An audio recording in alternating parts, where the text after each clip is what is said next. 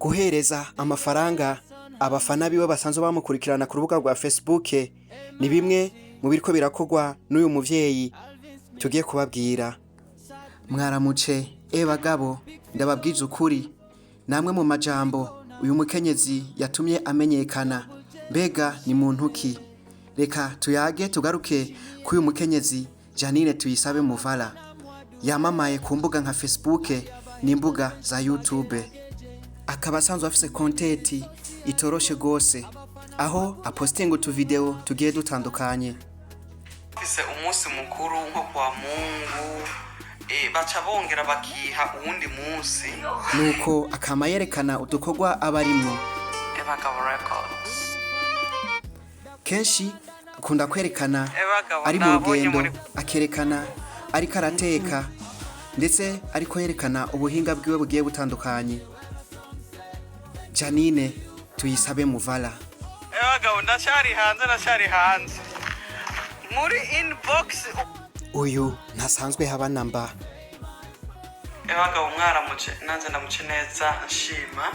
Jeremy rero aragiye kwishyura. Jeanine Muvala asanzwe afise abamukurikirana basanzwe barenga 130 ku rubuga rwa Facebook. Aha yari karerekana uburyo bategura ibifungurwa bigiye bitandukanye. Uyu mukenyezi arakunzwe cyane mwino misi kuko asanzwe afise utujambo benshi bamumenyera ko nka mwaramuce, ndababwiza ukuri, n'ayandi majambo menshi. Uyu ntakorera kuri Facebook gusa, asanzwe akorera no ku rubuga rwa YouTube, aho afise YouTube channel yitwa Bagabo Music, aho asanzwe afise ko n'indirimbo zigiye zitandukanye nk'izi mugiye kumva gatoya.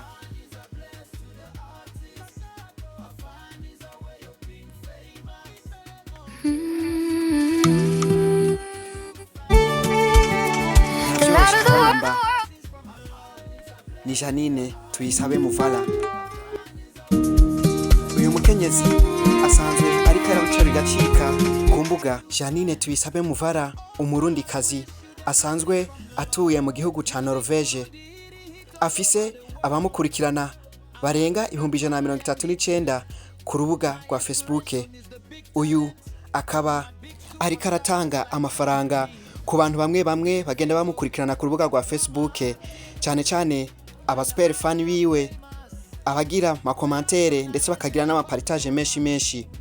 Uyu mw'iyi misi arakunzwe kuko agafaranga iwe atari kibazo, aguma asesa mu bafana biwe. Birakomeye.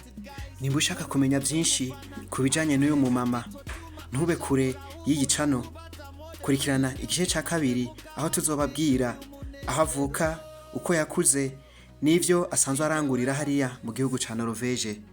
Tubipfurije umunsi mwiza. Ciao.